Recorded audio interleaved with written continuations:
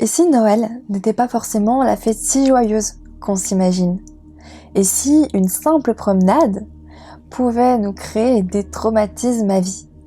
Et puis, et si le Père Noël n'était pas forcément la personne qu'on croyait? Attention, avant d'embarquer là-dedans, toutes les histoires ne sont parfois pas bonnes à raconter.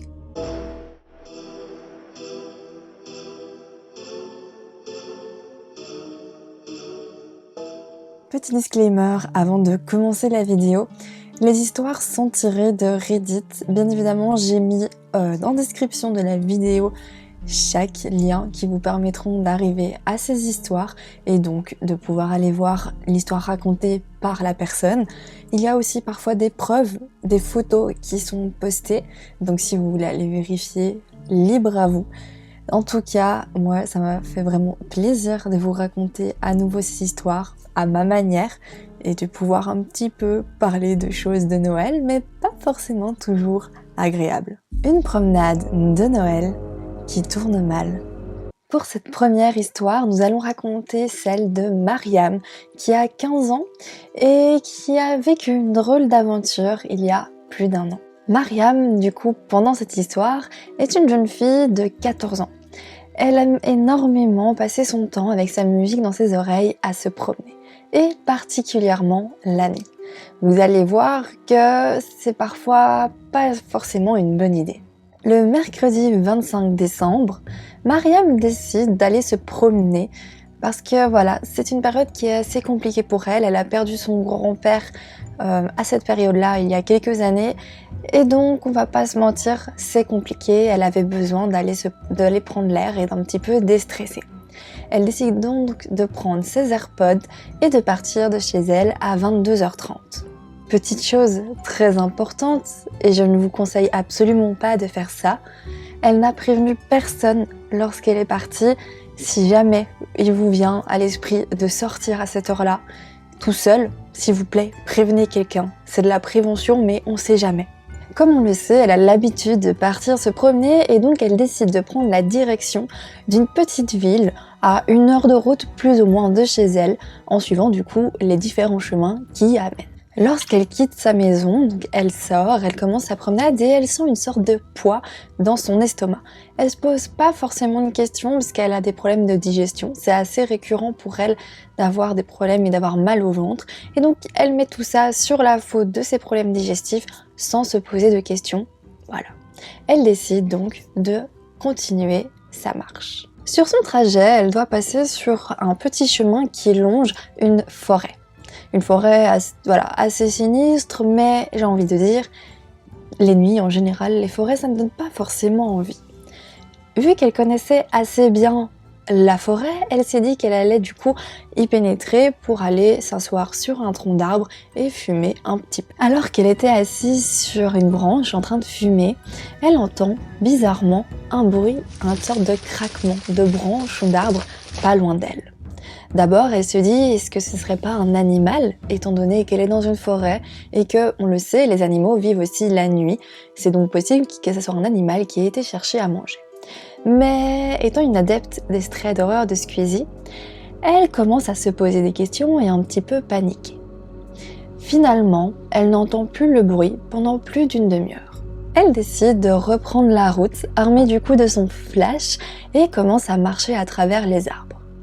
Mais là, un peu plus loin, devant elle, il semble avoir une silhouette. Elle n'est pas sûre de voir, elle n'est pas sûre de ce qu'il y a devant elle, donc elle prend son flash et elle l'illumine pour vérifier. Mais rien.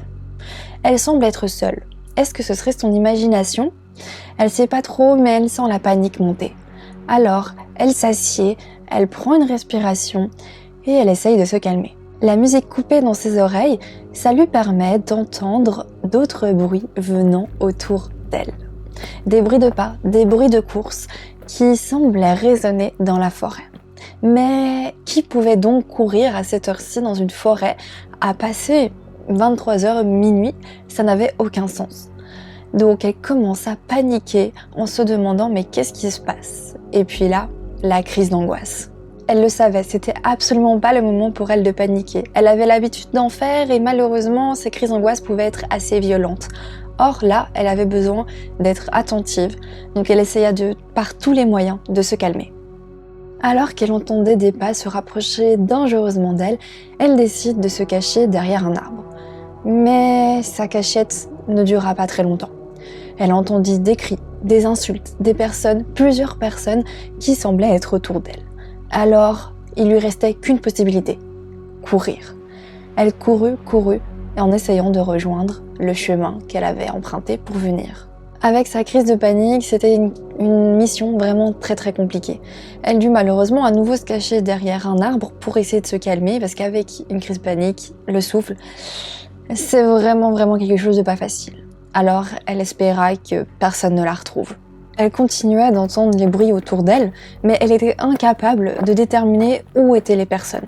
Ça l'inquiétait énormément parce que peut-être que ces personnes étaient juste à côté, comme peut-être elles étaient à 10 mètres d'elle. Et à un moment donné, elle commença vraiment à se poser des questions. Est-ce qu'elle devait appeler la police? Est-ce qu'il y avait vraiment un risque? Dans tous les cas, il fallait vraiment qu'elle sorte de là au plus vite.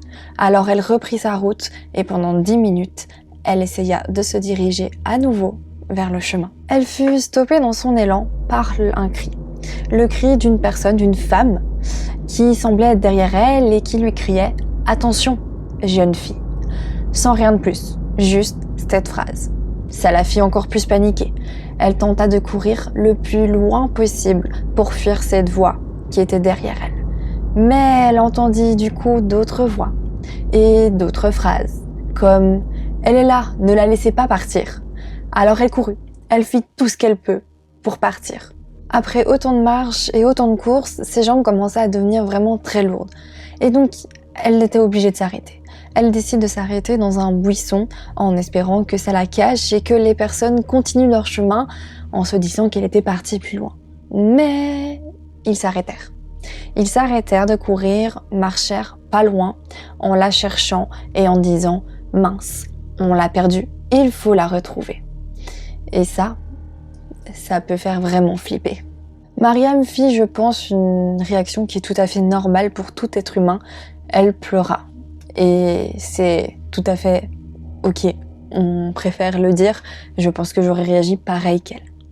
Elle pleura et le calme se fit entendre autour d'elle. Plus un bruit. Alors elle se dit qu'ils avaient peut-être abandonné, qu'ils l'avaient pas trouvé et qu'ils étaient partis. Et que donc c'était son moment pour essayer de partir.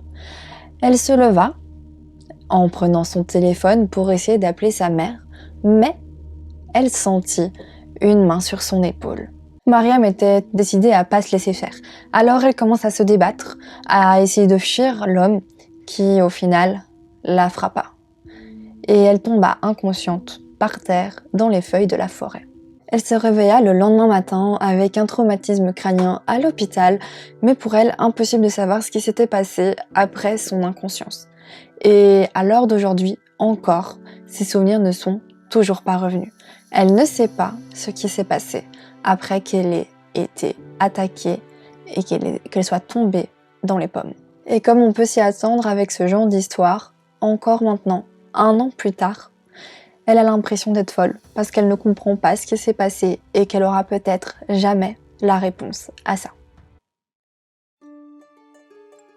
Je sais pas vous, mais cette histoire, elle est hyper troublante parce que ça peut arriver. Je pense fondamentalement que ce genre de choses peut arriver.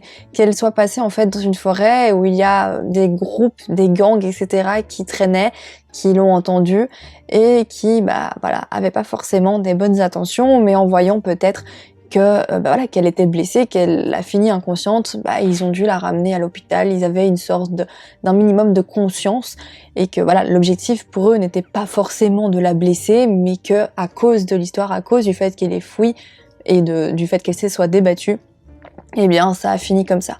Parce que quand on regarde, quand on analyse, la personne, en tout cas la femme qu'on entend crier au début, qui dit « jeune fille, attention », elle a prévu de faire attention. Attention de quoi ?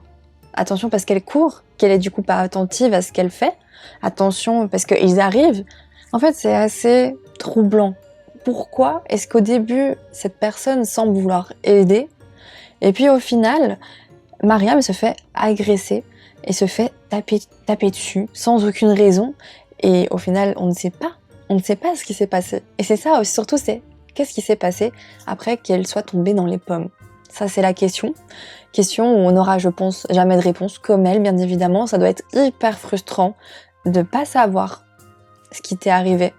De dire, ok, dernier souvenir dont je me souviens, on m'a tapé dessus. Et puis je me réveille à l'hôpital. Vous imaginez, personnellement, je sais pas comment je le vivrais.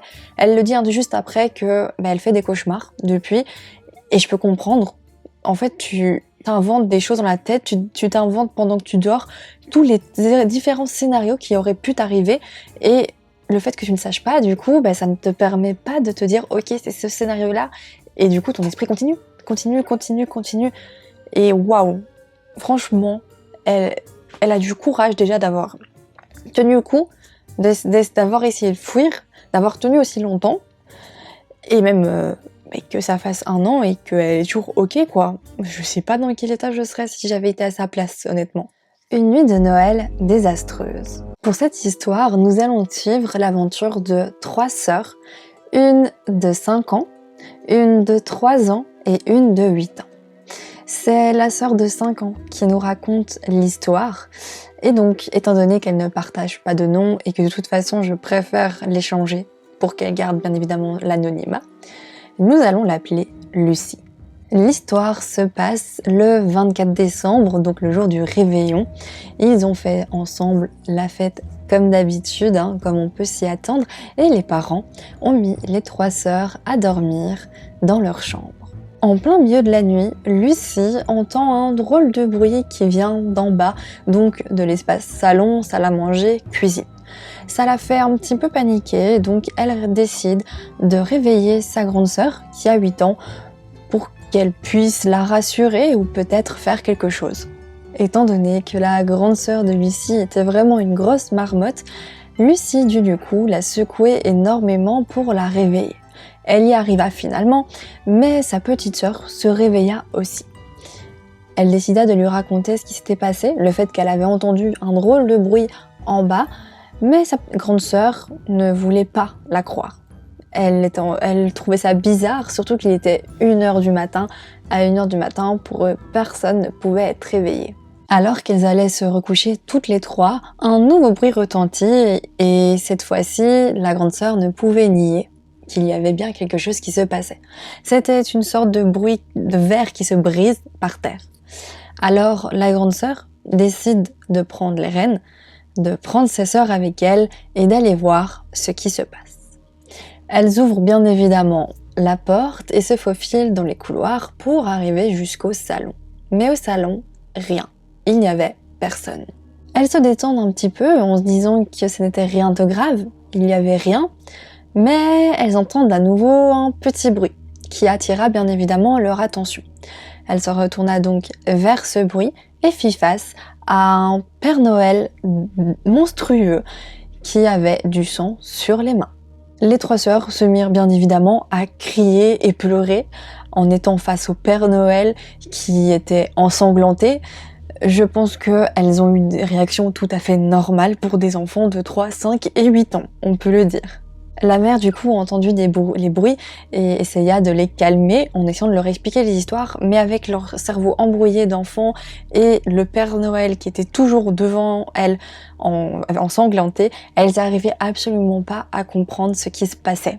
Elles eurent bien évidemment l'explication plus tard et c'est une explication assez drôle, on va pas se mentir.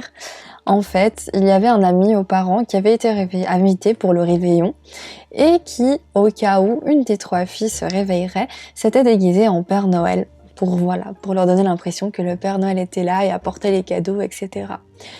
Sauf que il avait fait tomber une bouteille de vin et donc sur ses mains, il y avait du vin, mais aussi du coup du sang qui venait des débris de verre qui étaient venus se loger dans les mains.